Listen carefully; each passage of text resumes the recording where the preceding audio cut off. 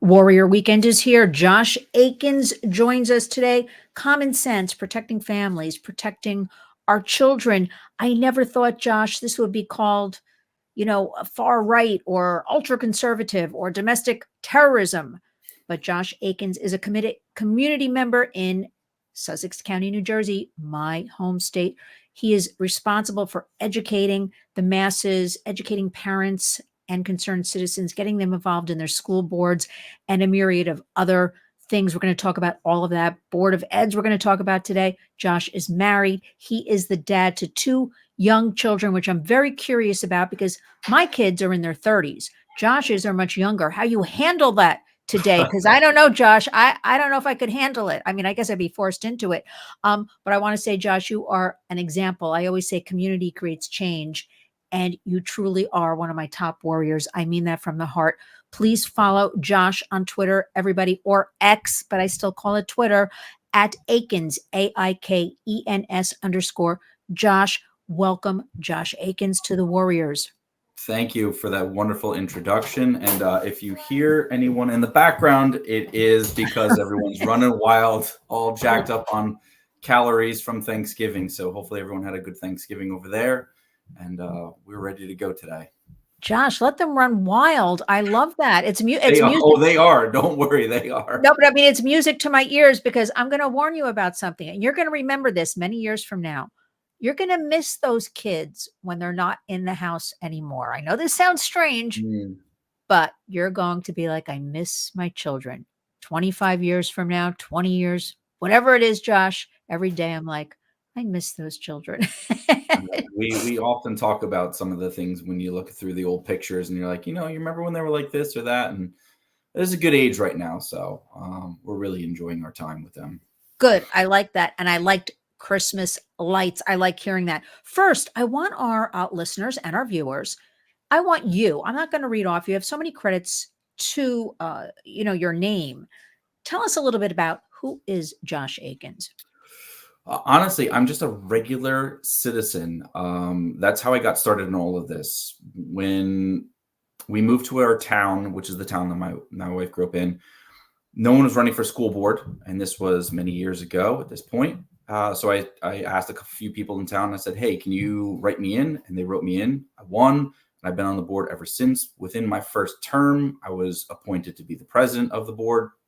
And I just got elected to my fourth term. During that time, my first year, I try to tell people this all the time because, a lot of people, when they approach me, they say, I don't know anything about school board. And I said, neither did I. I didn't know anything about running for office. Politics was not my thing. I was not politically, ingrained in all of this stuff like I am now, like probably everyone is at this juncture. And so I said, I learned quite a bit. That first year, if you would have said the state said to do this, then we have to do it. And I would have probably said, oh, okay, that, wouldn't have known any different.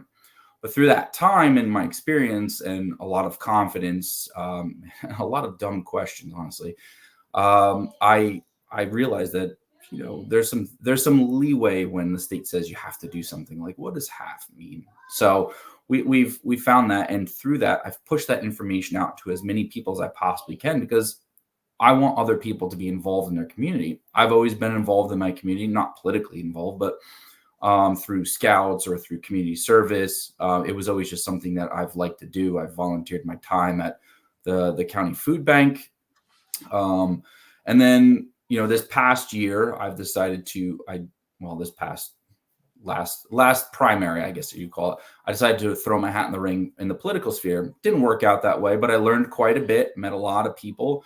And there was a lot of parents that were missing me in the parental rights sphere. So I'm back and I'm 1000% committed to that effort. There is a lot of work that needs to be done.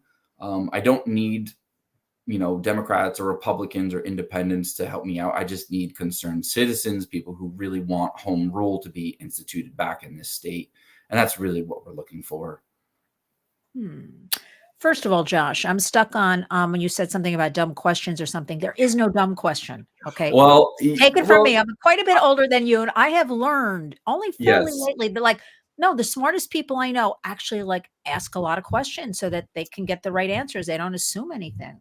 Yeah, I call them dumb questions, but they were, I mean, when you're talking about legal terminology, I was asking, what's this word mean? What's that word mean? And I mean, it seems to be dumb, but you know what? When it comes to legalese, as I like to say, um, really words have a broad spectrum when it comes to some things. So, when they say health, well, what does health mean? Is it physical health, mental health, social health, you know, emotional health? There's all these other things that we can attach to health. So when they say that in a broad sweeping executive order, like our governor liked to do at one point, I started to exploit those little holes out there and say, well, social health is health, isn't it? Oh, well, my attorney's like, well, yeah, actually that is. Okay.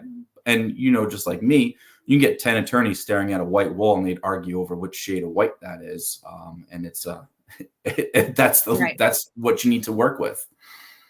No, but I think that is just so smart because people are in general afraid to, question, speak up, kind of Yep. rock the boat. Even in sort of these meetings, everybody's in such fear today. Let me ask you something. I have a million questions from you, so I'm jumping around, Josh, a little bit. But how do we get? You have the warrior spirit, and I'm your biggest cheerleader. Thank you. How do we get your infectious energy? Um, I know you're out there. I'm out there. Others are out there. It's 2023, almost 2024. We live in a new country, as I'm saying, a new world. Everybody really has to be boots on the ground and get involved. We just can't, sit back anymore. This is a whole new kind of thing. How can we get more people to come out and get involved? Because I spend a lot of time on a daily basis trying to get those, take actions, getting them to step up. And I understand the fear factor. Everybody's a little bit Yeah. afraid. What would you suggest would be the I best way? mean, I hate to always be, I hate to involve religion in any aspect because I don't know anyone's affiliation. However, the Bible says, live not in fear 365 times. And it says that for a reason. Don't be afraid. You need to just do what you feel is right. You're going to get ridiculed. And I've had numerous people who came to me timid, scared, afraid, and now they're some of the strongest voices in their community and they're leading the way. So it takes a little bit. And I'm always here to help them. I'll get calls all the time like, hey, what does this mean? Can I help out with that? Can we get people to come and support us? And we'll do that. It's just when it comes to your community, it means a lot more if there's people from your community they're supporting than someone like me coming to your township. It doesn't really land as much. So I try to enforce people that said, you're talking to me. You need to talk to me just like you talk to everybody else. That's the way you need to speak all the time. It doesn't matter if there's 5 people in the crowd or if there's 5,000 people in the crowd. Your message still needs to remain the same. Your confidence still needs to remain the same. And some people, I'm starting to see a little bit more and more as we're moving along here. Obviously not as quickly as we would like it because, we're now getting opposition tenfold over and money is starting to really factor into school boards, at least in New Jersey. I'm sure other states like Virginia or Florida as well, you're going to start seeing that. But in this state, they spent millions of dollars this year against candidates.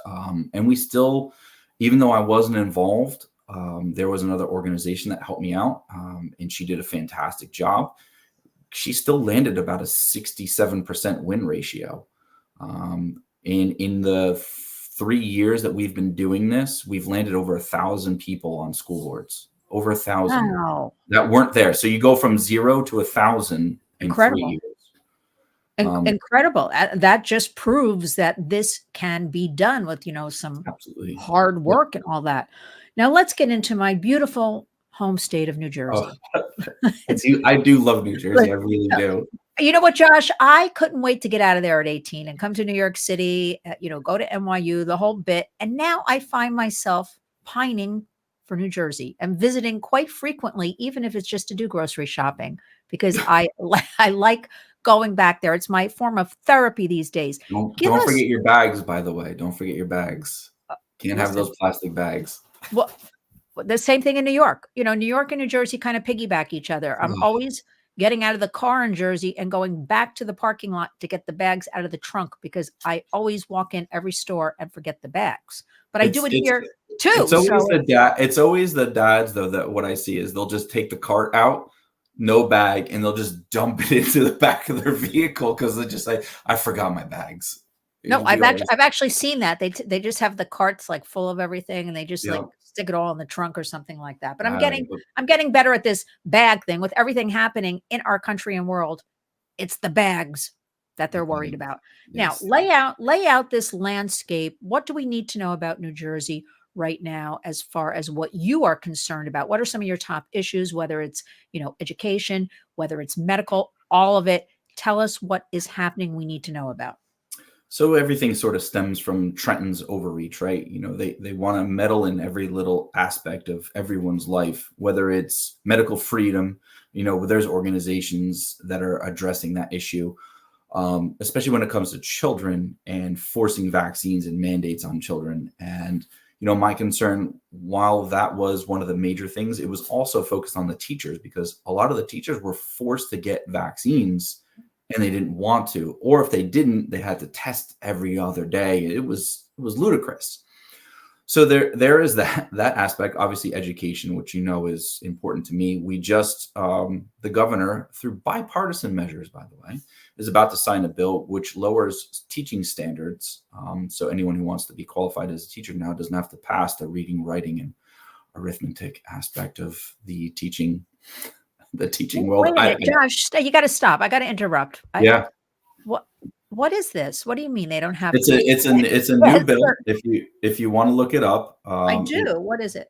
it is S Oh, 1553, oh and what it gosh. will what it will do is it eliminates basic skills tests in reading, writing, and math for teacher candidates in the state of New Jersey. Now, let me ask you something.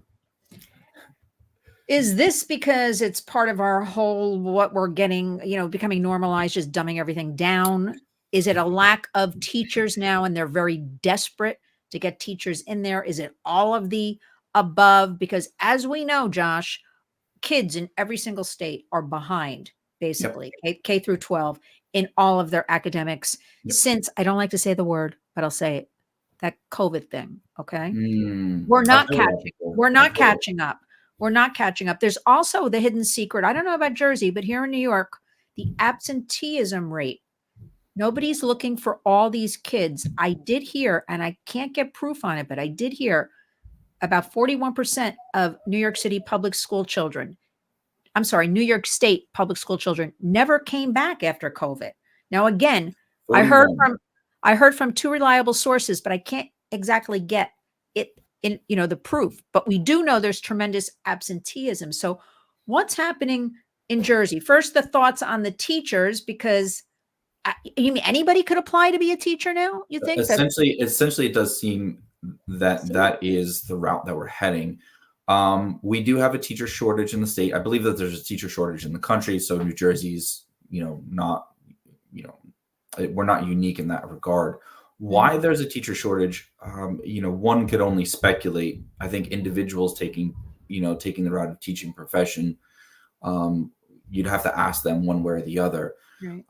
A lot of people thought maybe COVID and the forced vaccines. I'm not sure that that would create such a scarcity in terms of teachers.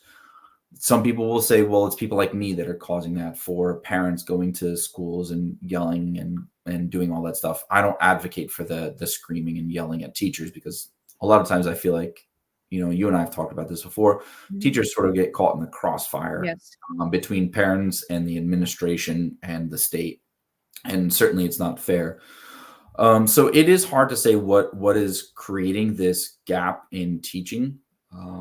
Perhaps it was the aspect of, there was a lot of teachers that were lingering around for a long time, and that avenue just wasn't pushed when kids were in high school. So when they went to college, they said, well, there's not a lot of teaching openings out there. And I've heard that before in other professions. I know that when I was growing up, they said, "Oh, well, the state troopers in New Jersey aren't hiring anymore. There's no, they're just not going to hire for a couple of years." So why would anyone go to that profession or try to be a state trooper knowing full well that they were, it was going to be very difficult for them to find a job? So perhaps that we're seeing a situation where that's happening. And it's sad because teaching is one of the most, in my estimation, is one of the most important professions that we have, and it is a profession nonetheless. I've said this before: teachers are born; they're not created. To do that kind of work and to want to really sacrifice yourself and provide information to children and see those happy little faces all the time is just. You need to be one of those people that want to be able to do that every day. The other things that are happening in this state, it's hard for a lot of people in the state to see that this isn't necessarily a one side of the political atmosphere. And I bring politics in because everyone thinks that politics are going to create a better situation for them. We look at the federal level, for instance, and we think, okay, so if we get a different president, that'll change things. But it really doesn't. It may change some aspects, but deep down where everyone lives their lives, it's not going to change. And the same thing happens in the state and the state government as well. It doesn't matter who's in charge at this juncture. While I do think Governor Murphy is literally the worst governor in the entire entire nation, by far, not even close. I know Hochul's trying. Is that how you pronounce her name? Hochul? Kathy Hochul. She is trying. She's pushing the limits, and she'll probably pick up the torch after Phil leaves here. But once he's out of here, I think we're going to see. We would obviously love to see a Republican or conservative in there. I don't know if that'll happen. The party in this state thought that there was going to be this grand revival of the Republicanism that we saw back in the early 90s. And there wasn't. They actually got wiped off the map. I believe the Republican Party were looking to win 6 seats, and they ended up losing 7 seats. So it swung that far, and people just don't come out and vote. And why? And this is sort of the situation where they'll blame people like me, and they'll say, well, you didn't come out and support these candidates or this and that. I'm like, okay, look, I can't support someone that doesn't share the same principles as me. And then they'll say, well, then a Democrat's better than that. No, I don't say a Democrat's better, but I can find someone to vote for that's not, this is the problem with the two-party system, right? Is there's really no options for anyone who has conservative ideals. We have a situation now where it's take this centrist, we'll call them rhinos. We'll take the centrist Republican or this far left Democrat. And it's like, I don't really want to take either, honestly. How about I just don't care anymore? And you're talking to people that are like, well, do I want to go stand online for 4 hours for someone I don't really care about? And that's what I've been trying to preach to a lot of people. Is like, why don't you give them better candidates? And they say, well, they're trying to say now so the state party's position now is that what they've said that the parental rights movement is a dying issue. It's a losing issue, and that's why all of their candidates lost. Now, all of their candidates did lose, that's for sure. But can someone explain to me how we still were able to win about 68% of all school board candidates that were parental rights focused? You can't explain that. And the only issue is candidates just didn't connect with their voters. And, it's probably because they really have no issue. They have no principles. They don't stand for anything. They'll stand for whatever a poll will tell them or whatever a consultant will tell them to say. And it just comes off as disingenuous, in my opinion. And that's, Josh, when everybody just stays home Yep. and they just don't bother. They're just so overwhelmed and discouraged. I tried here in New York to speak to loads of candidates, midterms and all that. Have one focus, get these, parental issues, get family, get that, you got to get in there. I am telling you, Josh, they stared at me with these looks like I was this crazy woman, because to me, there's so much noise out there. Yes, there's crime, this, that, the other thing. But if we could stick to something like both, everybody can kind of relate to their family, their kids, education, that whole wheel, with the spokes. but they just wouldn't go for it here in New York. And you just reminded me, our Governor Kathy Hochul, she pretty much just takes her marching orders. Um, she just repeats what they tell her. I feel like Phil Murphy, I don't know. I feel like he's evil, but that's just me. He's a little bit different from Kathy Hochul. She just sort of repeats whatever she's told. I can tell she just instituted and announced K through 12. She's very concerned about misinformation and disinformation Mm. online, and especially with high schoolers. And she's going to be fighting this tooth and nail and is investing millions into that. But, not much on the human trafficking, We sexual actually already exploitation online. So what do you think about all? Give us some thoughts on that. we actually already have that in New Jersey, and it was I kid you not, it was sponsored by Republicans. Two sides of the same coin. At Two some sides of the juncture, same coin is what I'm saying. You know what I mean by that, right? Two it's sides of the very same coin. it's very frustrating because you look to some of them to be leaders and stand up for this stuff, and they'll tell you on one hand, hey, I'm with you, I support you, and on the other hand they'll say, well, I have to do what'll get me voted. I'm like,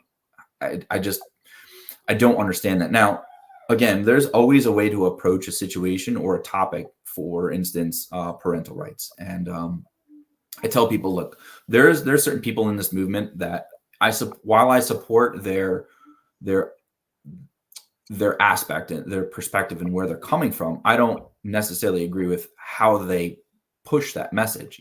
Going to boards and screaming and shouting and yelling and making people feel bad, you're never going to win people that way. Never works. And you need to try to understand where they're coming from and craft a message to them that doesn't change where your perspective is, but will convince them, or at least let them understand where you're coming from a more realistic perspective. And I don't think there's a lot of people that do that. And I know for a fact that's why a lot of our politicians are uncomfortable, because they don't actually believe in 90% of the issues that they espouse. I really believe that. I truly, and I've seen it before. And this very second that one of the rhinos in this state, who's considered a leader, won his reelection, he couldn't stop shouting about how parental rights and Trump and all these far-right people need to be washed out of the Republican Party because they're destroying the Republican Party. And we need to go back to the George Bush type Republican Party, Bush 2 at least. And it's like, no, you don't need that. Like, you just need better people that will craft a better message. Hochul, yeah, she's certainly taking her points from whatever California or New Jersey are coming from. Right. They all three of those states seem to be fighting to see who can come up with the most ridiculous aspect or policy possible. And when it comes to this stuff, and I'm gonna tie this back into what is a situation that's near and dear to your heart, is if you're telling me that 41% of the children in New York City public schools didn't go back to school, let's just say that was blown out of proportion. Let's just say it's 25%. Mm-hmm. 25% of the students actually didn't come back. Where are they? Who's watching them? Who's monitoring them? Did they age out? Are they adults now? Or did they get stolen? Are they, being trafficked? Are they on TikTok? Are they on OnlyFans now? Are we creating this culture now where you're exchanging flesh for currency? And a lot of kids, and this has no fault of kids, they'll say like, well, I can get this new TV or this new car or this new video game, or I can get out of my parents' house because I hate my parents easier if I sell my body. And if I sell my soul at this juncture, which they don't, a lot of them probably won't understand that aspect earlier on, and there's a lot of money to be made. I mean, you hear some of the numbers being thrown around. It's outrageous. And there are predators, and I know that you know this for a fact, that would steer them into this direction. That'll just take, hey, I'll just take a percentage here and there, and they'll make money off these kids, and they'll just traffic the heck out of them. And it's not the type of trafficking that we would see on a Hollywood movie, like the movie Taken, right? It's not that. This is trafficking where the children actually think it's their own free will to do so. Exactly. And that is the problem. And that's the culture that we're now cultivating in this country, and it's very frightening to me. I'm glad you understand all this, Josh, and pointed it out, because this is what people don't understand. They really do think it's still that white van for the most part, that we've always heard about. They also don't understand most trafficked kids, believe it or not, the high percentage are from family members. Okay. That's like something we don't talk about. We're told 62, 64%, whatever we're told, we know the numbers are higher. Okay. Mm. But the most frightening thing, we at the Warriors have been doing a lot of border work with our open borders. We have 8 entry points into the United States. The most frightening thing, Josh, is in all 50 states, the cartels are now operating and they're getting our American children. Now, this is what I want the media to talk about. They just don't seem to really want to talk about at all, because I approach all of them. They're getting our American children, especially in middle schools and high schools, to traffic their drugs, their fentanyl in particular, the opioids, okay, to other kids, and to also traffic their peers, other students. And the cartels are paying them from $100 to $500. And this is happening throughout the nation. No one is exempt. And nobody, Josh, is talking about this. I think this is the most frightening thing, that we are allowing this. Forget that we're allowing the open borders. Now we've got them operating, the cartels, in all 50 states. And we've got them in with our children who just want to make a buck. And there's nobody talking about this. Yeah, it almost reminds me of and I apologize for not remembering the names, but remember there was a woman that was killed in New York City, and everyone saw it happen. Kitty Genovese. That's one. It almost feels that now it was just isolated in New York City. Now that's our country, our entire country. We know it's happening. We just kind of turn a blind eye to it, and we just go about our business because no one wants to stick their neck out. There's actually one gentleman I follow on Instagram, and I don't know his name because he's all over the place, and I'm sure you follow him too, but he'll go on those apps and these sites, and he'll meet these people that are trying to meet kids, and he'll completely, he's like, you have the option of calling the cops right now, or I will embarrass you in public, and I will make sure that everyone knows who you are and what's going on. And there's just we shouldn't have individual rogue people having to do this. This should be stopped by our justice system. This should be stopped at the border before it even happens. This should be stopped in schools. These people should be, we actually just had a presentation at one of our schools where the Secret Service actually came in and was like, hey, these are all the things that you need to look for on these apps. Don't go here, don't go there. And there's terminology, I guess I wouldn't know as a parent either. I don't let my kids really go online. And there's slang and there's things that the parents wouldn't understand. So it opens up the kids' eyes, but it also opens up the parents' eyes to, hey, go check your kids' messengers, or you think that they're going on this video game that's harmless, that's, running around having a good time, not doing anything, egregious, but there's a messenger portion of that. And that's where you're getting the kids like, oh, hey, I'm another 13-year-old and blah, blah, blah. And I want to be, hey, maybe we can hang out sometime. I wanted to maybe sort of make a little bit of a light message here. Is you said it's not the old white van thing that we always grew up in, right? We always grew up, don't take candy out of a stranger's van. I kind of thought about this, and my wife and I were laughing about it as we were sitting there doing trunk or treat this year. And I'm like, we went from not taking candy from strangers' cars to literally taking candy from strangers' cars. And probably there was some sort of white car or van, I bet, there with the back. I hate to laugh about it because it is a very serious situation, but it is kind of. But we got to laugh, Josh. Once in a while, we've got to laugh because we have to laugh. That's all I have to say about it, because everything's at the very least, it was an isolated parking lot. No one could leave or do anything like that. So nothing egregious could ever happen. But I did find it funny, and I kind of chuckled in my head. I'm like, I always grew up and like, you don't take it from other people's cars, but this is exactly what we do now. But we were also allowed to walk around neighborhoods in the pitch dark when we were kids too. So, I mean, how neglectful were my parents that I used to go out in 4th grade with my 6th grade brother, probably 3rd and 5th grade too. Our younger sister was like in 2nd grade with the mask over our face, pitch black, with a pillowcase, and go to strange houses. And people would invite us in sometimes, like to the dining room, and come in and have cider. And we went in.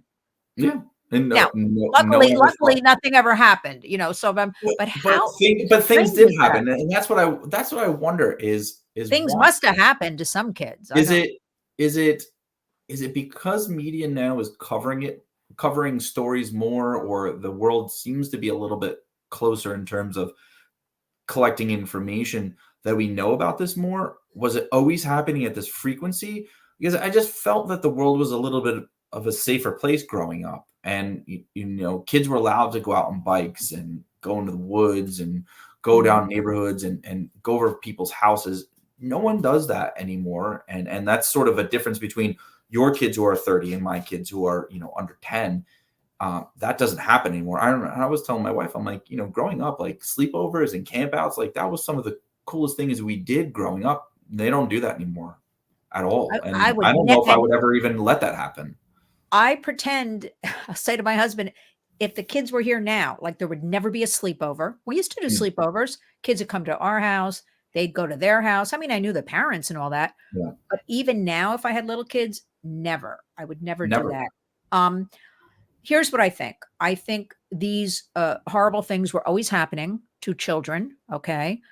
I think there were always predators. We both know this, but I do think in our world today, it has become much more normalized, Yeah. that it's more acceptable. I think people are habituated. I think they're sort of brainwashed coming out of everything they're seeing online. It has become normal. Kids really 30 and under, I call them growing up in a bubble. My kids are actually in their 30s, Josh. But 30 and under, I'm going to say they kind of like just missed that. They don't live online, thank goodness, but they kind of just missed that. But everybody else, it's normal for them. It's normal to them to exchange, nude images because teachers across the country report this to me. The kids think nothing of it. I'm so glad to hear about the FBI, who does get, kind of a bad rap. I'll leave that, in the last couple of years, because there are a lot of good men and women working in the FBI that we work with that are going around talking about this sextortion, especially with teenage boys, boys in middle school being fooled online thinking they're talking to a girl, but it's Mm. really, 50-year-old Biff or something. And that's where I want to open up. The parents have to actually know more than the children right now. We have to educate parents, family members, that includes grandparents, because the kids are seeing all this. But it's how do we deal with the parents? Because, Josh, kids have killed themselves over sextortion. They were embarrassed to go to their parents. Yeah. Yeah. So like I've heard one of the, we have to break through that. Like this, okay, so this happened. Okay, we all make mistakes, whatever, we're going to deal with it. Like I want to get everybody into that attitude, not the afraid, embarrassed talking about, because the child's already exchanged probably the nude image and they're seeing things from friends. So like, how do we do that, Josh? How are you going to handle that as your kids are getting older? I mean, it has to be open and honest. I mean, age appropriate communication, really. yeah, I mean, it's something that we haven't really broached that situation because we don't have phones. I mean, we've talked with the other parents in the grade, and we've come to an agreement that no parents will allow their children in that grade to have cell phones till 8th grade. Oh, good. So at least we're buying them a little bit of time and a little bit of innocence. Now, I live in a very unique area where, everyone kind of knows each other. Everyone can be able to Yes. communicate with each other. How other parents do this in other areas, I mean, I hate to say this because I don't want to tell people how to parent their children. I think you need to sort of take stake in your children. Yes. They're not accessories to your life. Once you've made the decision to have children, that is your life. That is your prodigy. That is what you're supposed to be focused on raising. They will carry your surname if you're a male. If not, then maybe they will. I don't know anymore these days, but they will be the next generation of American citizens. And if you don't care about them, there will be predators in this world who will show them the attention that they're not getting. Exactly. And it's usually not filled with good information. Now, there may be a person in town who takes interest in and teaches them good things, but we're talking less than 1%. Most of the people that find children that look for them will look for them in the same areas all the time. And they'll say the same things all the time. They'll use the same psychology every time because it works and they know it works. And they will convince these children once they get the hooks in them once. And I've heard of this before where They're even using other children, Yes. like let's just say like high schoolers. They'll use a high school senior. They'll pay him. I used him. It might not always be a him, and they'll pay him money. And of course, children like money because they can buy things, and it gives them things, satisfaction in that regard, and fills those endorphins. And they'll get him to convince a young girl to sleep with him. He'll take pictures, he'll video them, and then he'll give them the videos and the pictures to one of the predators, and they'll say, look, we'll tell your family, we'll show this to your family unless you do X, Y, or Z. And then all of a sudden she's now hooked up into this universe where she's meeting older men and doing things that she shouldn't be doing at that age, or essentially any age at that point. And they become ashamed, they do drugs, they get involved with that lifestyle, they leave home, or they commit suicide. And it becomes this vicious cycle. And it could have been avoided if parents take a little more time with their children. And maybe that's problematic of where we are in society in terms of everyone needs to work, and everyone's working all the time because everything's expensive. But maybe we need to cut back on some of the things that we are considering to be important in our lives and value the human interactions that we're now neglecting. I say amen to that. I'm saying lately, parent up, because I used to be very careful, Josh, about I'm not going to judge other parents. I can't tell parents. I can suggest or give resources or, discuss. But I'm in the last, I would say 6 months, I'm like, parent up. You have to take an interest. You have to learn this open communication with your child. You have to learn what, apps and programs. I know it's a little tough for like the older kids in high school, what they're doing online. But if you buy these devices, and most of the parents have, or family members, I say, and I'm preaching now, you have a responsibility to have those safety features, filters, conversations, because we know big tech, where can I start with this? Algorithms are designed to keep the kids online, to keep them swiping, to keep them, eyeballs, just to keep them buying things, to keep traffic. We know this. We have all the studies. We know all the fighting. I was just in Washington a week before last. I'll be going frequently now. I continue to plug away on bipartisan legislation to keep everybody safe. But Josh, the bottom line is, and I say it to their faces, both parties, they're getting nothing done. Yeah. They can't. We've got 6 child safety bills right now, bipartisan support, all the way up the chain, sitting there. They will not put them on the calendar for that final vote. Now, why is that? Everything else is getting on the calendar. So while all this goes on, people, in the community have to do their part and get involved. They have to know what's going on in the schools. They have to know what's going on with their children's devices. And we have to start. I love you said, 8th grade, delay is the way is a hashtag we're using now. Delay is the way, at least 8th grade. Nobody should have phones or access. I have parents come to me complaining about their 5-year-old daughter. I'm finally saying, Josh, I can't tell you what to do. Why does your 5-year-old have a phone? What? But now I'm saying it like that's the most ridiculous thing. And you didn't put any kind of safety features, filters. And we know every platform you use, Josh, I use, the kids use, predators are on them. There are no exceptions. Yeah. So we're going into the whole advent of AI. We're kind of there already, even though it hasn't totally been splashed upon us. Give us, as we finish up, give us some thoughts for what you think everybody at the community level, we know, get involved with the schools, children's devices, families, all that. How do you see this AI going? What are your thoughts on that, if you have any? Also, 2024, Josh, almost here. Where do you think we're going with all of this? So let's take AI. I've watched plenty of movies growing up to know that life is now imitating art, and it's very frightening. Very frightening. I believe that we always know that the way this ends up is not good for human beings. But you hope that there's some sort of responsibility. However, I do fear that once you create something that thinks on its own, it will create something that thinks on its own even better.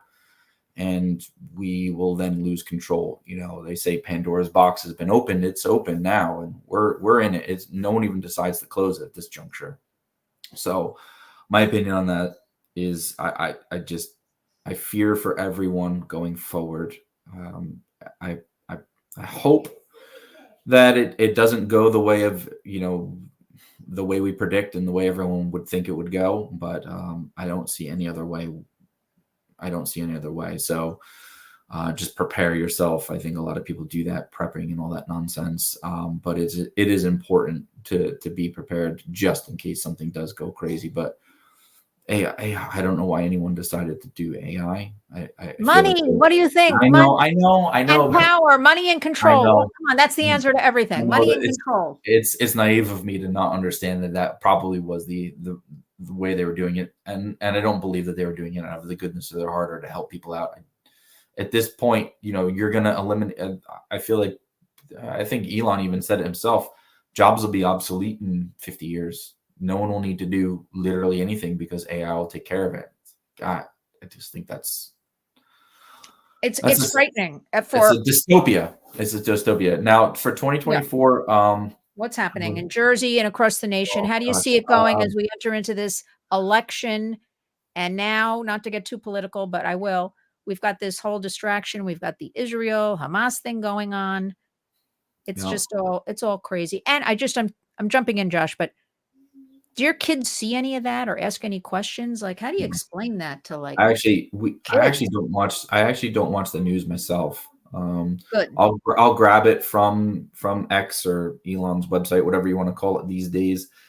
But I try to stay out of it as well because back in probably 2012 through 2016, I found myself watching news night and day, and it just made me into a character that I didn't like. And you can sit and I would watch Fox on one hand and CNN on the other, same time, and just same stories, and you just get different aspects depending upon what narrative they wanted to push that day. And so I sort of stay out of it altogether. I prefer to read it rather than Good. watch it. When it comes to these foreign affairs, I don't think that the United States needs to be involved in any of them. I feel like every country needs to, can defend themselves at this juncture. What happened with Hamas? Hamas Hamas attacked innocent people in Israel, and Israel's reacting. It's their right to react how they want to react. It's not my place. I don't live in Israel. I'm not Israeli, so they can do how they wish. And if Palestine wants to sit there and defend and support and protect Hamas, well, then you get caught up in that as well. The same thing goes with Ukraine. Ukraine's been dealing with Russia for years on end. I don't know why we're sending billions and billions of dollars over there when we're weakening ourselves in our own homeland at this juncture. And I've always been more of an isolationist mentality, and I understand that's not always the best way to go. However, that is my first inclination, is to protect this country and the people here first before I start going outside.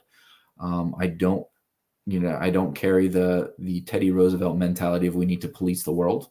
I don't think that that's a good thing for us, because the American way is not the way for every other nation. While I do believe that we do have the best nation on the planet and the best, at least, idea of what a government's supposed to be, maybe not in practice, that's for the other nation to come to themselves to figure out for themselves. You can't force that upon them, or it's never going to take. We are seeing some things in the world. I think you just saw the Netherlands elect a new leader. Yes. We saw Argentina elect the most wild-looking human being I've ever seen down there. But he is quite the libertarian. They didn't even step their way from socialism. They really swung the other way. It'll be interesting to see what happens down there.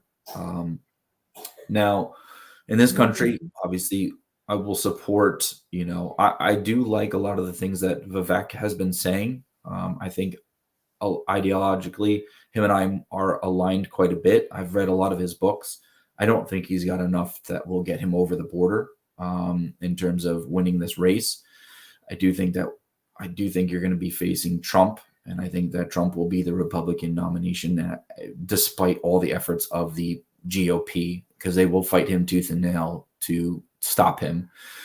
I don't know who we're going to get for the Democrats. I actually don't know if it's going to be Biden. I really don't. It's going to And be that'll, Gavin Newsom. yeah, you might get that snake oil salesman over there, and I don't think I've been that's gonna I don't think that's going to sit well with a lot of people. I don't know. People are visual, and I think people might look at him with his wife and his young children and his charming smile, because I'm that's what a lot of people look at, Yeah, or young people he might appeal to. We certainly can't have Biden.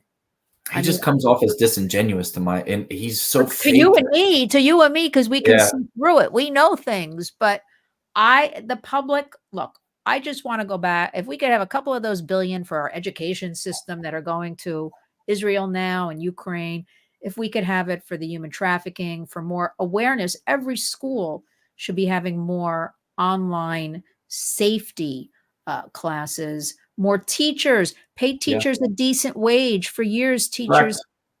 forever, teachers have never been getting paid appropriate money. We've got our colleges now. I don't even, they're a mess. I don't even know. Rutgers, I think, is still under a mandatory vaccines and boosters. I They think are. Yes, they are. they were, I think, at the beginning of the school year. I remember hearing that from some. I mean, what's going on? We have a lot of issues. Leave us with, you think you'll ever run for office, or you think your work is better done away from an office? Um, I would say never is a very strong word. I'll tell you right now, it was never in my, well, it was not in my vocabulary to run for office when I did run for office. Um, but it was a learning experience. I found that it had nothing to do with, well, not nothing. A lot of it had to do with money. And if you Yes. have money and people with money supporting you, then you can do a lot more. Um, I tried to do I think they spent about $700,000 to defeat me for a job that you get $39,000 a year for.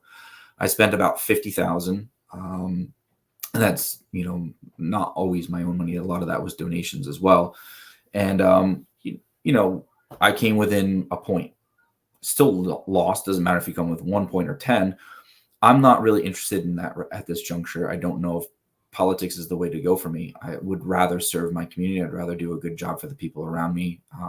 And like I always say, like, if you can't take care of yourself, if you can't take care of your own house, then you can't take care of others. So, I want to make sure that this area around here is as best as it could possibly be, as clean and as perfect as one would ask, and government's operating, perfectly. And if I can accomplish that and something else opens up, then possibly in the distant future. But for right now, I'll take care of my kids, make sure that they're being raised right, make sure that my house is taken care of, and That's try to that's it. help as many people No, but do the same for theirs. but if everybody could do, Josh, what you're doing, or a tenth of it, that's what needs to be done. I can only see two things happening. Working on legislation and policy, which is an impossibility, the red tape, but we chip away at it. That's Mm, one side. And then what you are doing is what people have to do, which is why I'm always asking people, urging them, begging them. Community creates change. Like starting your own home, starting with your own family members, starting your own community, and it will snowball from there. Well, look, if you run for office, I'll be behind you 1,000,000%. But I think you're better off. We need you to go out there, and I like the word preach. I'm using it a lot today. To preach, to get people on board, to get, I talk to a lot of people now with their grandchildren. A lot of grandparents are coming to me like, oh, my daughter won't do this, my son won't do that. We need you. You're a young father, young family, to it resonates. Do you know what I'm saying? Like the yeah. ages, and that's what we need. We need warriors on the ground. Leave us with a final thought. You want to leave us with anything? No, I just hope everyone has a wonderful holiday season. Stay safe, stay happy, and make sure you try to give back to some people around your community who might not otherwise get that. So be well, everybody. Great final words from Josh Aikens, everybody.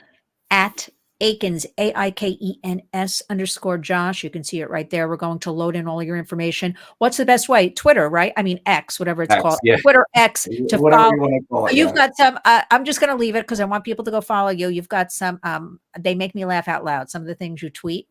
I'm not like a Oh, laugh out loud types, but sometimes I'm like, look at this, Josh. It'll be like 5 a.m. and something will pop up, or I'll go look and I'll be like, that's funny. And You're one of again, the Josh, few people. You're one of the few people that are up as early as I am. So I know you're always there too. Got to get the work done early in the day. I want to thank you for joining us. You're empowering your community. You're taking care of business. We need more Josh Aikens. Bless you. Have a wonderful holiday season with your family and friends. And I got to say, Josh, I'm going to say it once more before we stop. You really are one of the biggest warriors I know. So thank you for all of the work you do. We will talk again soon. thank you, Lynn. Be well. All right.